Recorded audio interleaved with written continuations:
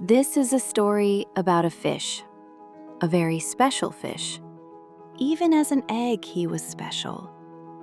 He always stood out from the crowd. He was fast, strong, and determined. In the water, he was gifted.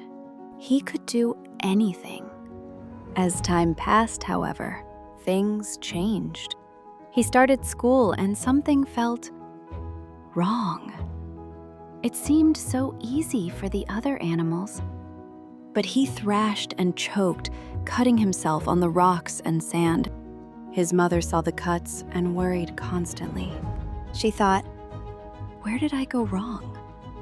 His teacher reassured him, saying he could do it if he tried. He was so smart and talented. But all the fish heard was, there's nothing wrong with you, so you must be what's wrong. His teacher loved his students and wanted so desperately to help. But he was an owl with lungs, so everything that worked for him failed for the fish. He blamed himself. But how can you teach a fish without lungs to breathe on land? The fish felt his disappointment, and it was too much to bear. And so he withdrew back to the water. He felt so capable here.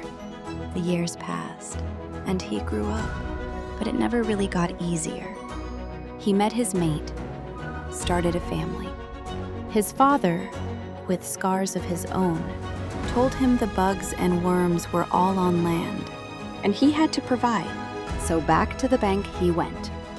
His memories of school came flooding back. Rocks, sand. He still felt their sting. But he loves his children.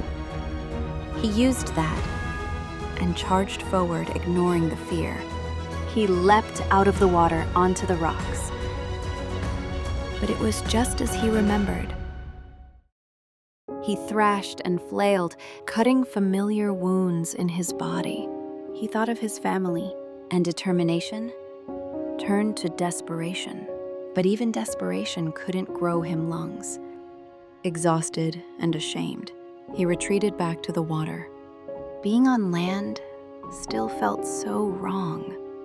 This time he stayed away a bit longer, retreating into himself, ashamed to return. How could he face them? His family that he loved so much. If only he could breathe with lungs, walk on legs, then everything would be okay. But it wasn't okay. None of it was. He was still just that little boy with so much potential, wasted. Maybe it was best if he just never went back. Then, a small box turtle appeared from the muck. The fish was very grateful for the company. The turtle was wise and could feel the fish's sadness through the water. He said, "How can such a strong, beautiful fish be so sad? Being in the water is so easy for you. I am clumsy and slow." And the fish said, "Yes, but the food is on land, and you have legs to walk with." The turtle laughed and said, "You might think so, but everyone laughs at my legs. I come down here to find food for my family.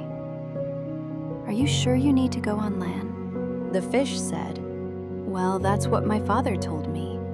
The turtle looked at the fish and said, "Well, you're a father. Are you always right?" The fish glared at him with appreciation. "No, I am certainly not.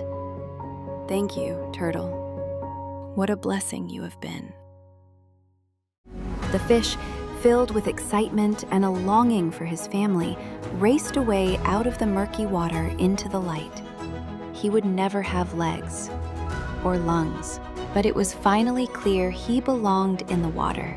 He forgave himself for letting down so many people he loved, but most importantly, forgave himself for hatching as a fish.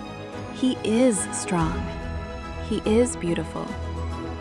He just needs to be the best of what he's always been, and stop trying to become something he was never meant to be. We see you, fish, and you are enough. Just keep swimming.